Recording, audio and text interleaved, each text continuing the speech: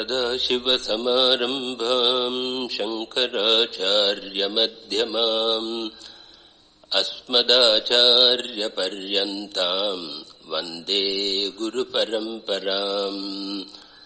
Om.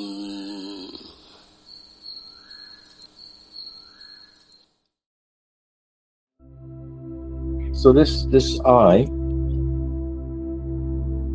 that's not real, what exactly is it? Because when I was reading Vivekachudamani, this body-mind complex, was reading Vivekachudamani, I can't work out what Swamiji is referring to sometimes. Because when I talk to Sacchidananda Acharya, it's very clear. The I is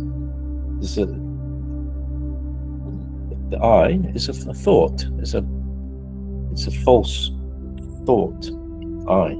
But when I'm reading Swami Paramarthananda, he never really frames it in that way, and sometimes I can't decipher what he's saying exactly. For example, he seems to say that the I am is real, but it doesn't seem to refer to any other I. It seems to be that the real I is reflected in the kosas, if that's the right word. Kosas, it's reflected in the kosas, and that reflection and identification of the real I with the kosas is a false I. But that seems to be different. That's the reflection of the real I in the kosas is labeled a false I, but there doesn't seem to be any mention of this false thought, the mere thought I. It is just a different expression, but it is just the Chidabhasa reflected consciousness which creates this I am. And the wrong identification is when the I am involves or is engaged to the body-mind complex. Because he speaks about the original consciousness and the reflected consciousness. So the reflected consciousness, which is a hybrid phenomenon of Atman and Anatman, which creates this identification after, is not the real I. But when we want to speak about the prior consciousness, then this is something different. But prior even to what we call original consciousness, there is no I am. Because who would be there to say I am? To say I am, it requires the hybrid phenomenon of Chidabhasa, reflected consciousness.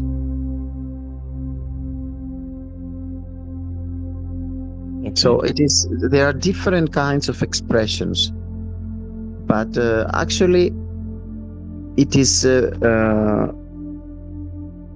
very obvious in the most profound scriptures that there is no anybody who can say I or I am. There is no anybody in the first place. There is no creation.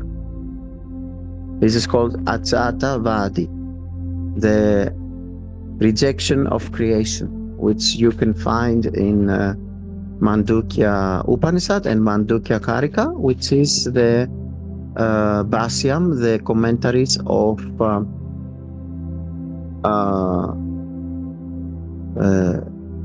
the most important Acharya in our lineage. And then when we have different Sisyas according to their spiritual capacity or maturity, then you can see different kinds of expressions. Sure. We cannot say in a junior seeker, in a junior Sisya, about Advaita Vedanta, the non-creation. We cannot say to him that even God is a concept. it's too early. But later on, the Upanishads themselves are rejecting everything and deconstructing everything. But it's not easy from the first moment to convey in not so spiritual, mature seekers these teachings. Sure.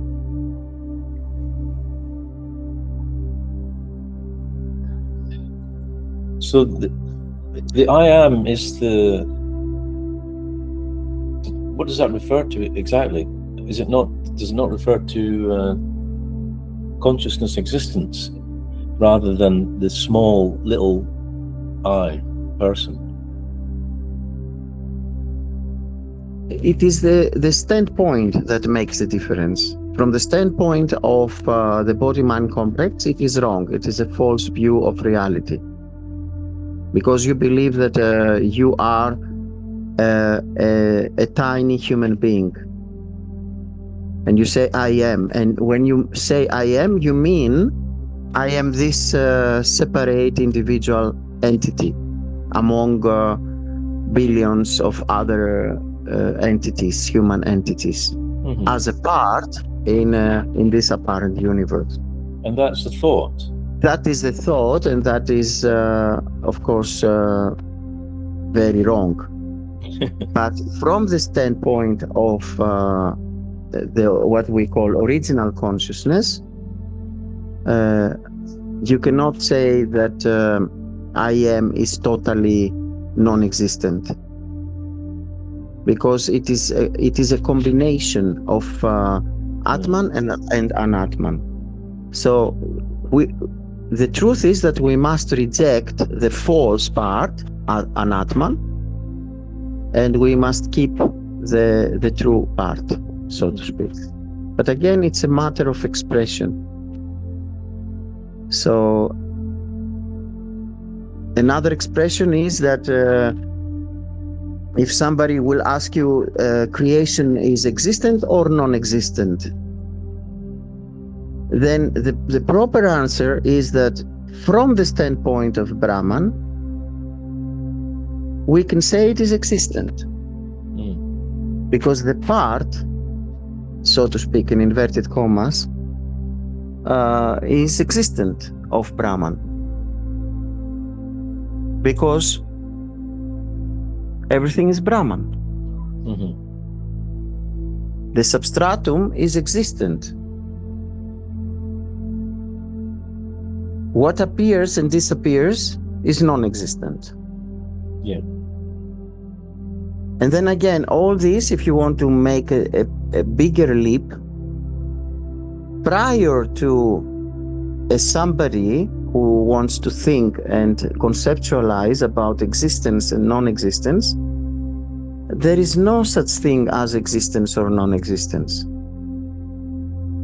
Because it is only a concept. Before somebody is able to conceptualize what is the meaning of existence or non-existence, since they are only conceptualizations of the apparent mind, which is only a reflection.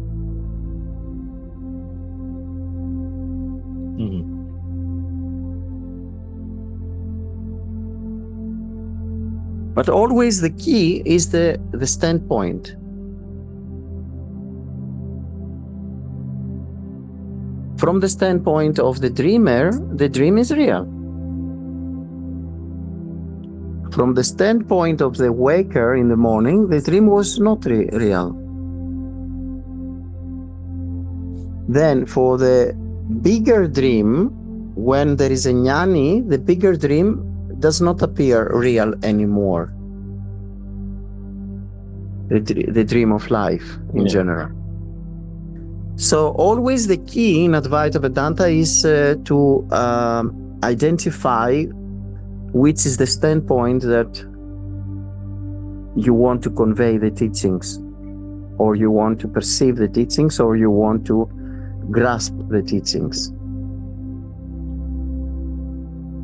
Yeah, because the phrase "I am," from the point of view of an ordinary person like Subodhananda, when he says "I am," he's just a deluded person thinking that there's some kind of I within the body-mind complex.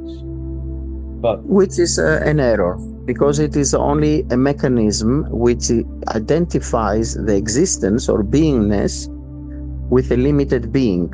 So we can say there are no beings, but there is beingness from the standpoint of original consciousness.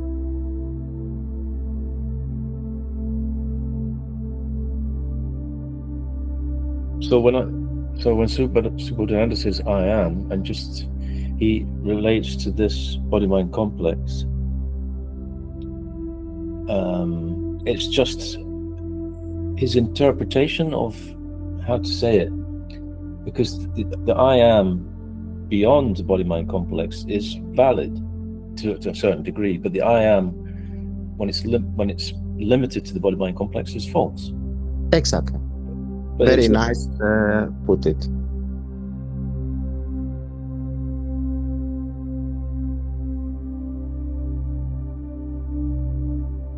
But all this, what you mentioned, is within the dream, within what we say as Chidabhasa reflected consciousness. Because prior to this, as I mentioned earlier, there is no point of speaking about existence or non-existence. Because prior, only silence, only the unfathomableness is required.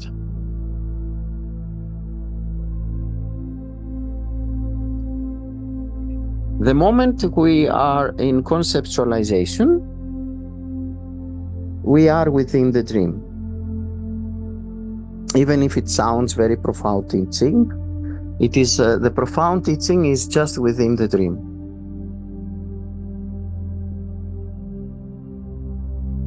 So by witnessing the body mind complex, by witnessing the body, by witnessing the mind, then do you then start to dissolve the false I by identifying with the reflected consciousness as the witness? And so you can say I am without referring to the body-mind complex. Yes, it is much more preferable status to know that you are unlimited witnessing consciousness rather than a limited being or a limited human identity. And better to know and to remind yourself that I am unlimited beingness or consciousness or witnessing consciousness, rather than saying I am just a tiny human being. And in both cases, is the I just a label, but you just label a more beneficial, you label in a more beneficial way. Instead of labeling the body-mind complex as I, you label limitlessness as I. Yes, exactly. And later on, you must also graduate from this. When you feel ready, you must graduate even from the idea that I am Brahman. Because Aham Brahmasmi is within the dream, within the Chidabhasa, within the reflected consciousness.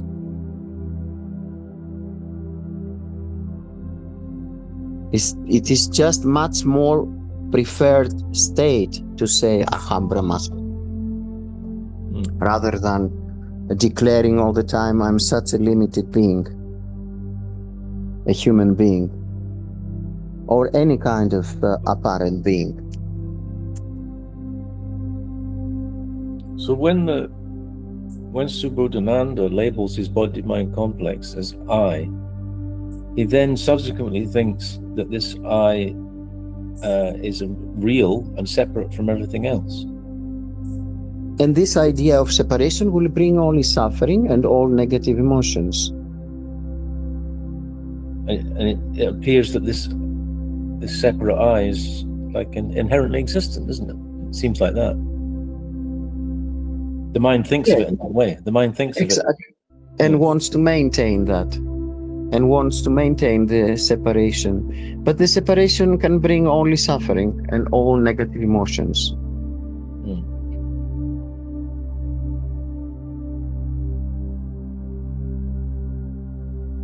That's why some religions or some paths like Buddhism, they were very effective in showing to the people, attractive people, to go beyond suffering in the state of nirvana and avoid suffering through realizing that there are no beings.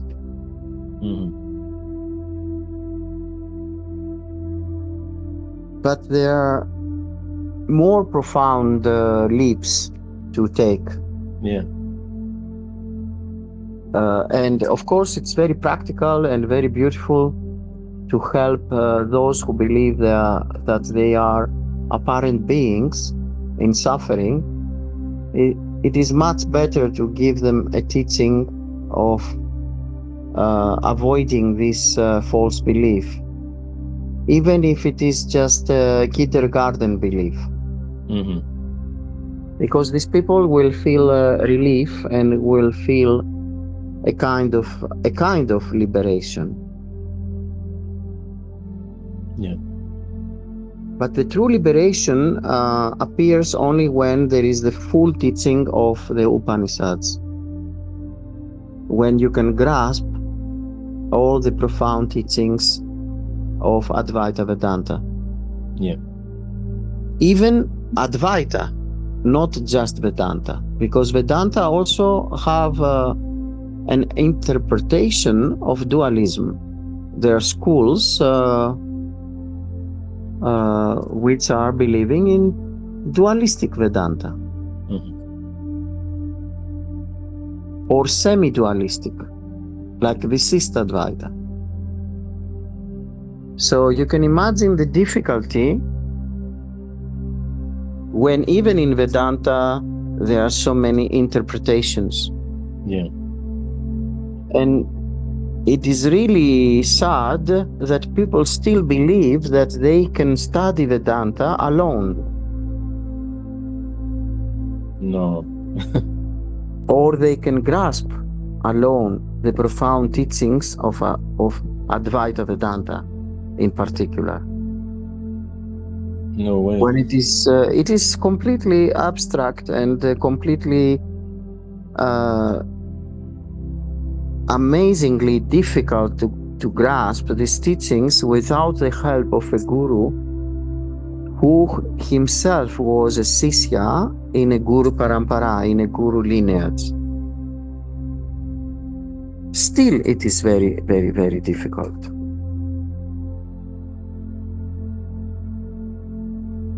It's absurd to think you can do it on your own.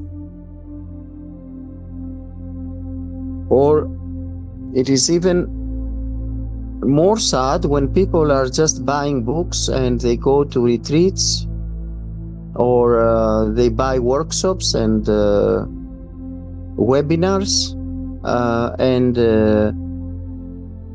they just think that by spending money like this and by buying these things that it is enough.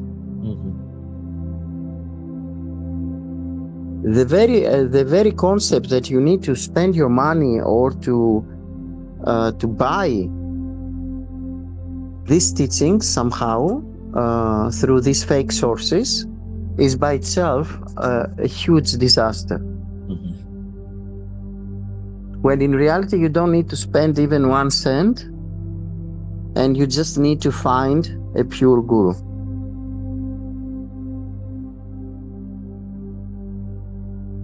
Nowadays is very, very much like a tendency or trendy or moda to follow what they call silent retreats.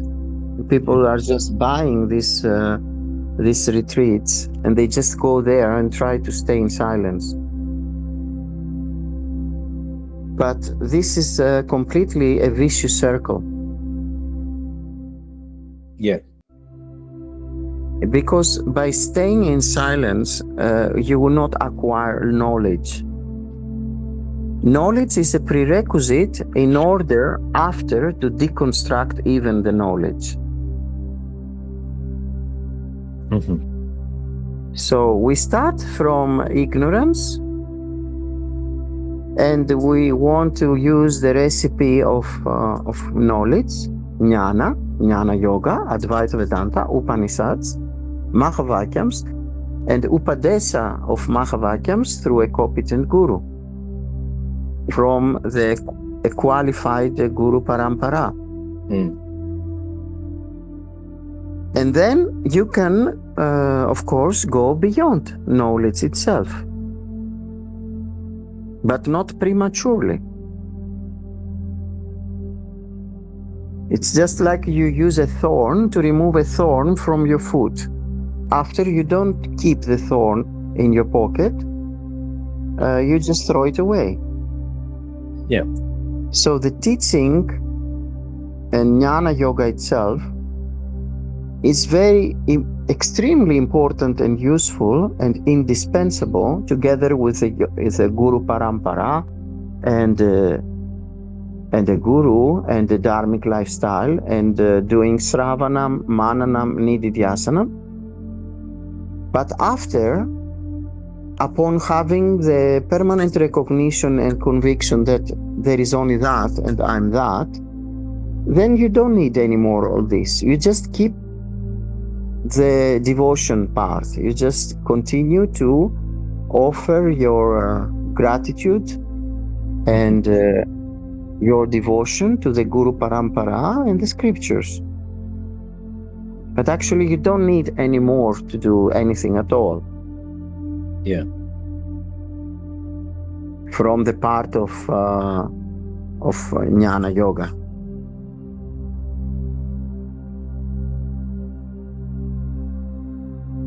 So silent retreat cannot offer knowledge. No, it'd be like buying a book with no words in it. Yes. It's like you want to learn to speak Chinese language if you don't speak yet, and you just go and buy in the bookstore a Chinese book, empty inside, just blank pages. And also you go to pay a professor of Chinese who is fake and he never learned Chinese. And you just give your money and he cannot teach you.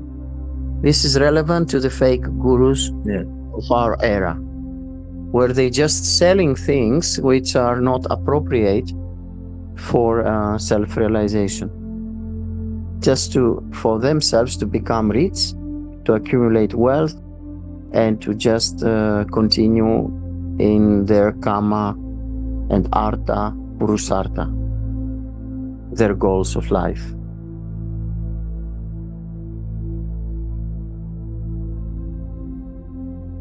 There is time for rejecting even jnana yoga, but not prematurely. Only in the ultimate stage of a permanent recognition and conviction that there is only that, and I am that.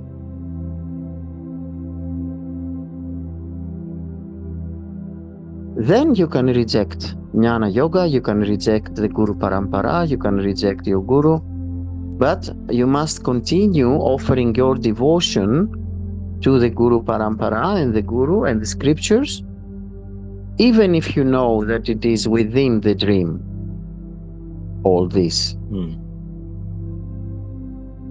Sounds quite harsh word to reject these things.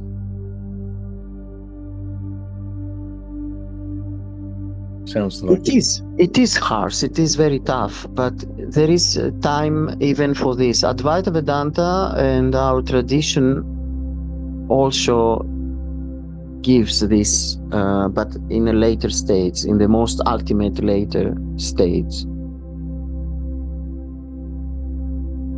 Because since there is nobody in the first place and there is no creation, where is the point of teachings, or even what we call the absolute truth? Because prior to the mind, which is a fine medium capable of reflecting consciousness, prior to the Chidabhasa reflected consciousness, prior to this fine medium, who would be there or what would be there to discuss about the teachings or about the existence of a samsari or a jnani, or about existence or non-existence as concepts?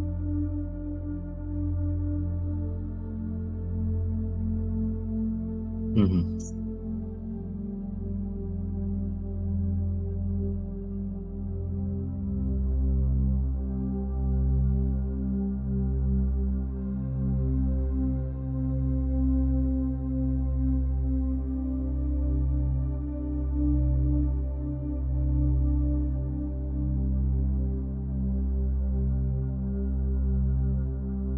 But since most of the people, the apparent people, are suffering with false concepts, completely living in suffering because of the false belief system that there is a creation, there are beings and I'm one of them, I'm a separate entity, and all these awful errors they still believe, then other concepts which are more beneficial are indispensable.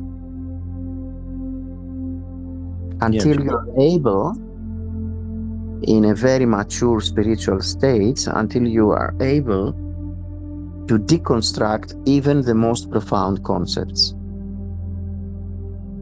Because what is the difference? Even if a concept is the most profound ever possible, it's still a concept, isn't it? Mm-hmm. So it is within the mind. It is within the dream.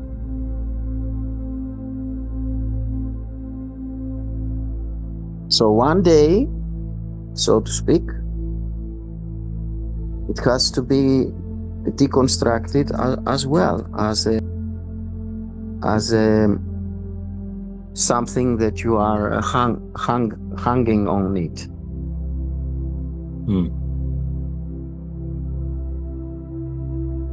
The mind always wants to hang on something, even if it is the most profound truth, or the most profound teaching, or the most profound concept. But what about if there is no mind in the first place, and there is no creation, and there are no beings?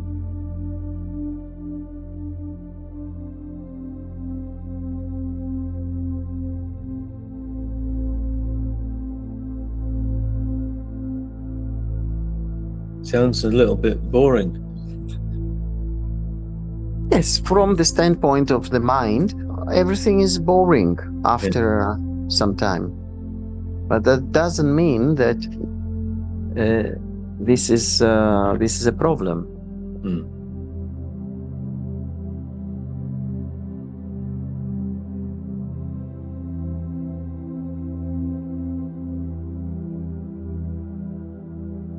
Advaita Vedanta will not go to the point where it will try to become pleasant or appealing to the false ego. Sure. Like the fake gurus are using as a method. The fake gurus are always using this appealing method, isn't it? Yeah. They say you just don't need to do anything at all, since you are Brahman already, and there is no any problem, and there is only that, and you are that. You just need to buy my books, buy my webinars and workshops and retreats, and that's all. And just enjoy your life as it is. I don't ask you to study. I don't ask you to do any sadhana. I don't ask you to change your lifestyle. And that's why you can see all the fake gurus are millionaires or even billionaires. So the point of the teachings and the guru is not to be appealing or to be pleasant or easygoing. The point is to, out of compassion, a true guru will try to help, out of compassion only, trying to remove ignorance, trying to bring the concepts which are beneficial rather the concepts which are harmful, and they are just maintaining ignorance and suffering. Because all these people who are paying a lot of money to buy spiritual retreats or spiritual books or spiritual webinars and workshops and follow fake gurus, when they return home, what do you believe? They are changed, or they will just maintain their misery and their suffering, and they will search for the next retreat to save themselves, for the next book, for the next webinar, the next workshop, which will be in marketing for them always.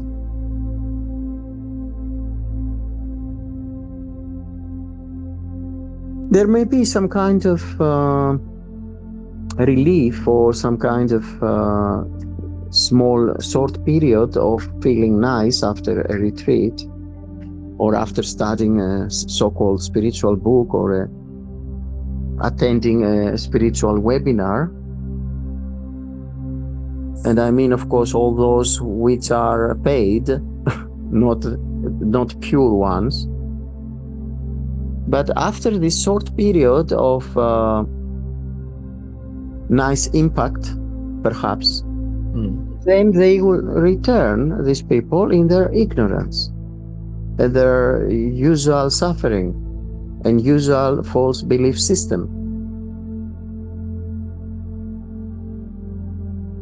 And that's wonderful from the standpoint of the fake gurus, because they can sell more. But from the standpoint of the seekers, of course, it is terrible. So no money should be involved, and only an authentic Guru Parampara, an authentic Guru, and authentic sadhana and authentic satsangas, and receiving of upadesas from a pure one who never wished to charge, who never wished to ask something in return.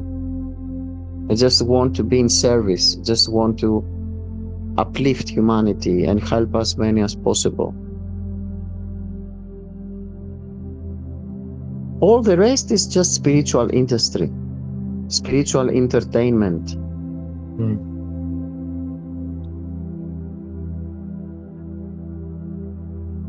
So it was, I guess, what you said about for the mind is boring is what they use really, what the fake gurus are using to sell more and more. Yeah, their spiritual services and products. But this marketing is just a disaster. It will never remove suffering from the seekers. It's just that they will continue to be naive.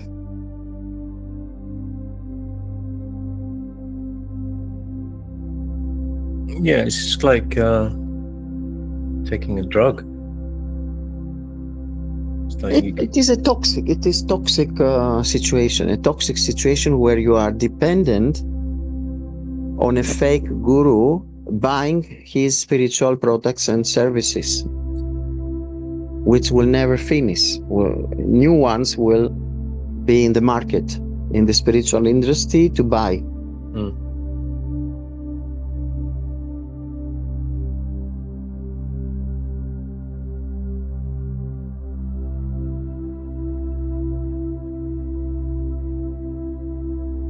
But again, it's about the prarabdha karma and the level of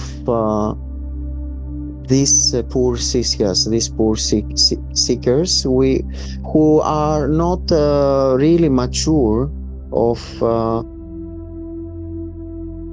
attempting to find a true guru. Because the superficiality of most of the people makes them to wish to search for successful, in inverted commas, or well-known, with well-known marketing fake gurus. The superficial seekers will go to modern and very well public figures and very well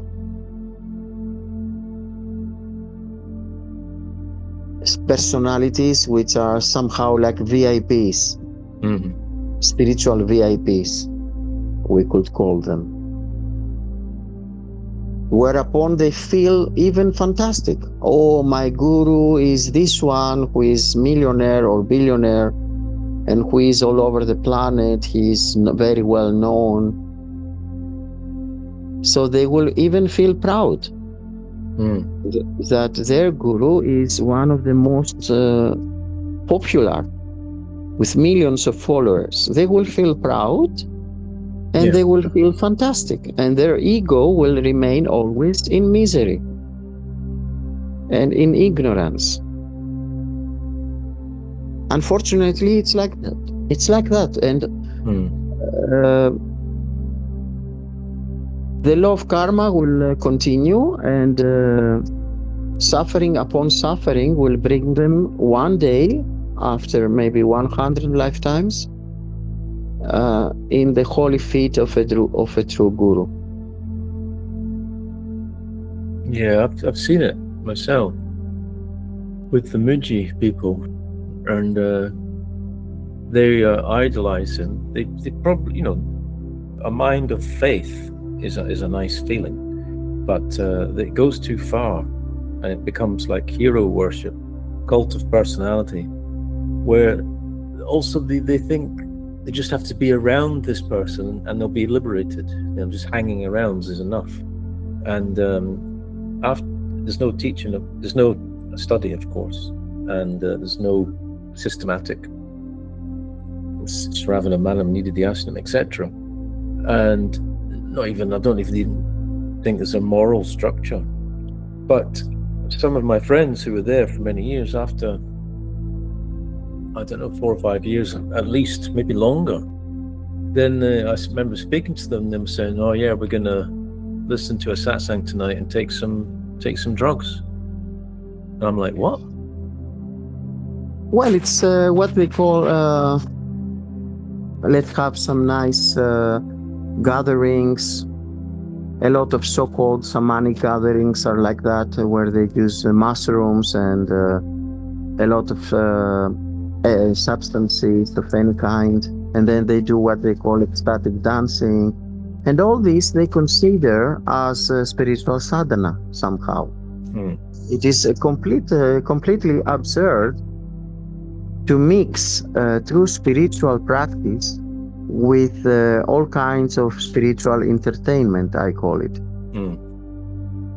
Because the purpose of sadhana is not to satisfy the ego and to give it all its sense pleasures that it is really wishing all the time, unstoppably, and without never to be satisfied. The purpose of sadhana is to remove ignorance with knowledge. The purpose of sadhana is to stop to stop you to believe that you are a limited person, a limited human being, and to gain back and to claim, to declare that I am unlimited. I am impersonal consciousness awareness. And even prior to that, I am unfathomable. No attributes can define me. I am even beyond the concept of existence or non-existence. I'm beyond any concept. I'm beyond any attributes. So this is the purpose of real sadhana, not to satisfy the ego with unlimited pleasures. Like opposites almost. Yes. So we must really pray for those fake gurus one day to regret and to really to ask their followers to go back to an authentic Guru Parampara and to follow a true and compassionate Guru. This is what we can do, just to pray for them. One day to regret and one day to really to address their followers and send them to a true Guru Parampara and the true teachings, the true scriptures, to address them and to say, you must do Śravaṇam, Mananam, Nididhyāsanam. You must follow a dharmic lifestyle. You must never give me any money anymore. I just want to quit. I will also myself will follow a true and compassionate Guru and stop preaching that I'm a Guru, selling my spiritual products and services.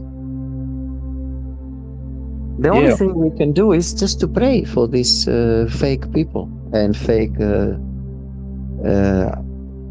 business, spiritual industry. Yeah, that would go a long way to solving the problem. If one of these fake gurus did something like that, it would be a very positive thing to say to their followers, don't stop following me, and I'm now going to go to authentic Guru Parampara, and please join me. That would be unbelievable. Yes, can you imagine? It will be fantastic.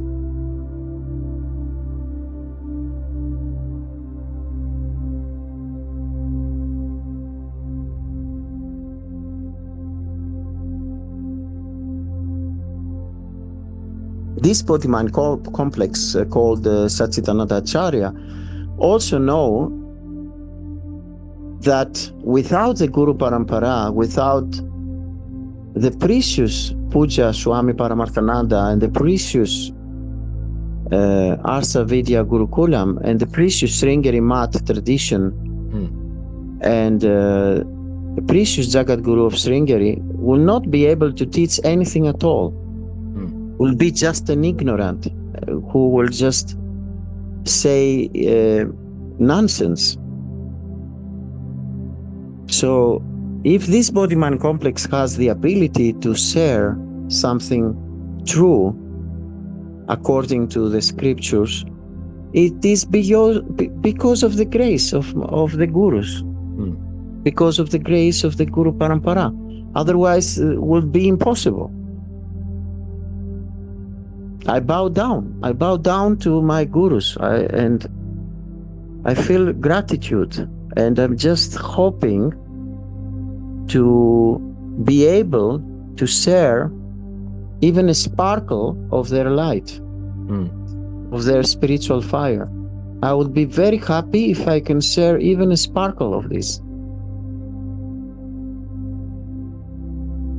I'm just a humble servant, or I just want to be a humble servant, and I just want to share what I have received from their grace. So this is something unbelievable, that people still believe that by paying money and by following people who are asking from them money, that this is something that can work. It's completely absurd. The teachings are not something like products or services that you should buy. From beginningless time, all the rishis, all the gurus, they were offering, sharing these teachings for free. It's unbelievable that still people don't understand this, and they still follow charlatans.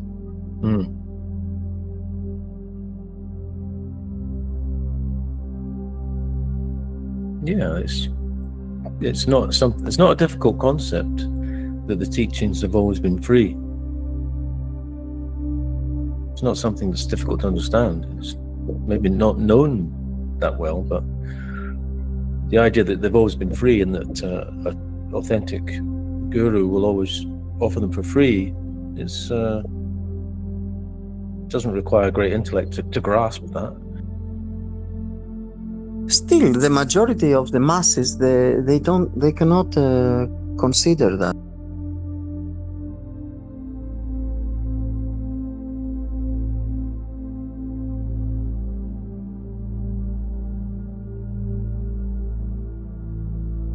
So yes, this is extremely amazing, at least for this body-mind complex, to grasp that millions of people, they cannot comprehend that something is wrong here.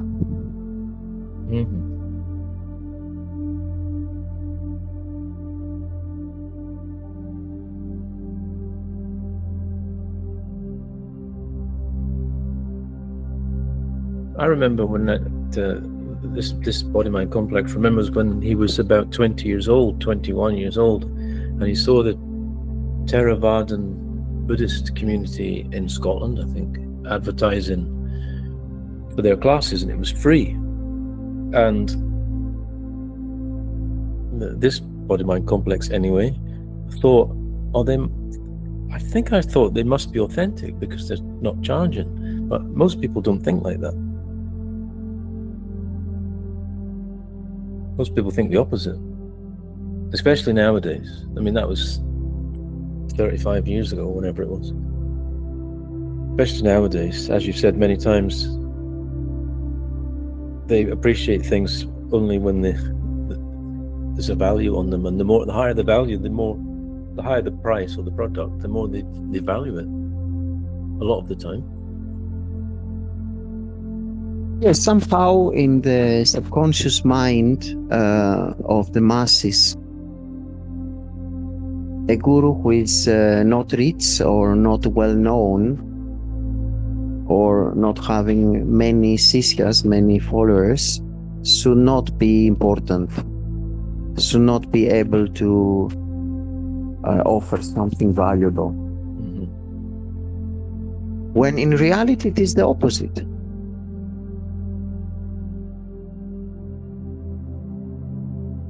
Like my guru, Swami Paramarthananda, he is teaching 40 years, 4 decades. And he is still not so well known like fake gurus. And of course, he's not rich and he don't care to be rich. He never charges. And his close students are not so many, because his teaching is so profound. And it is not for the masses.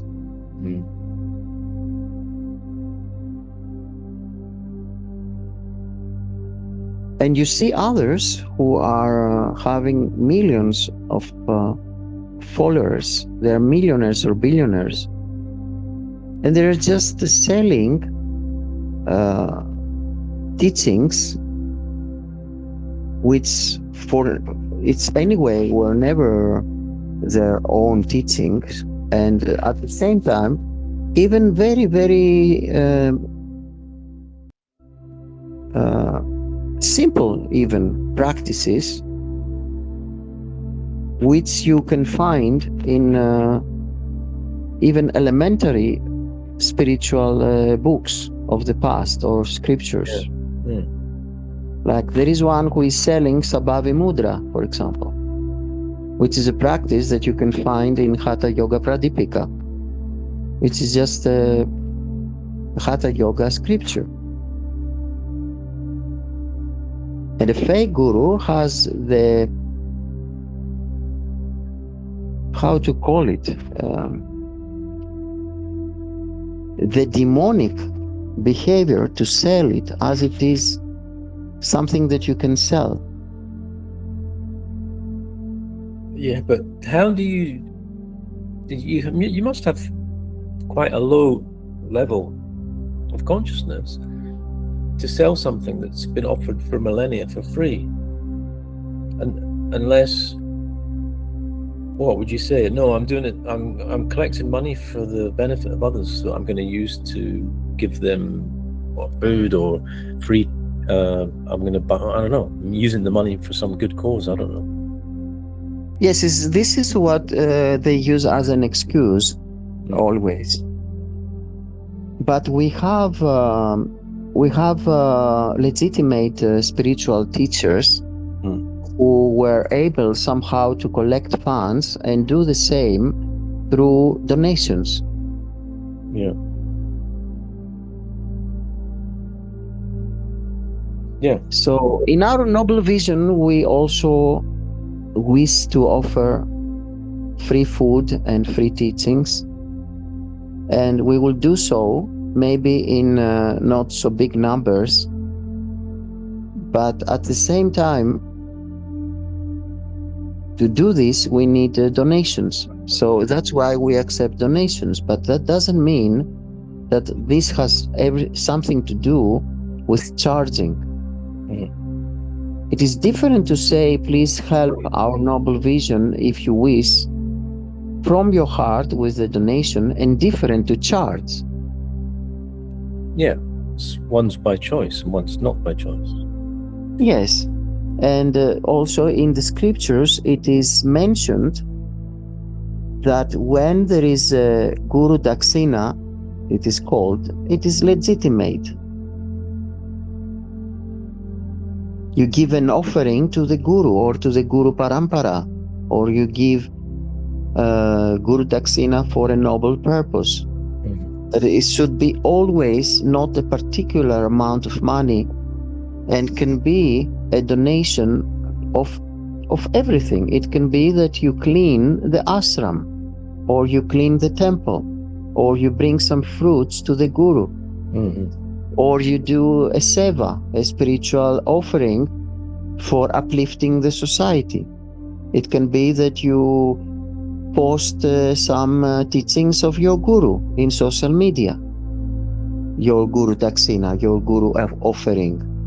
It doesn't need to be money, and of course it is beneficial because the Guru, through the donation, will be able to sustain the life, the apparent life, of course, of his apparent physical body.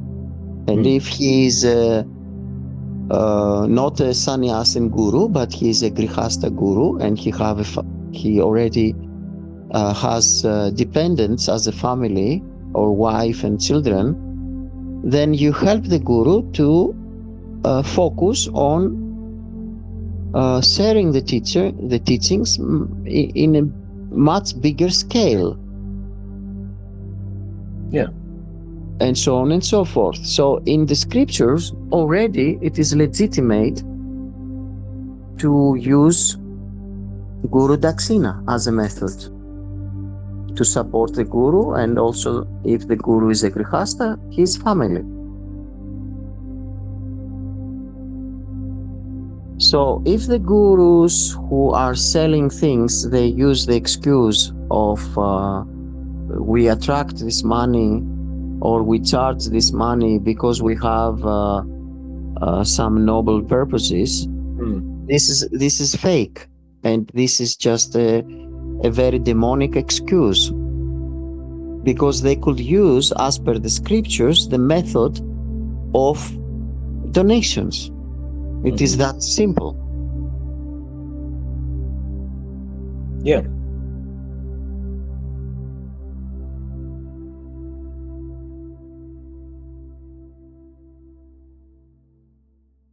पूर्णमदः पूर्णमिदं पूर्णात् पूर्णमुदच्यते पूर्णस्य पूर्णमादाय पूर्णमेवावशिष्यते ॐ शान्तिः शान्तिः शान्तिः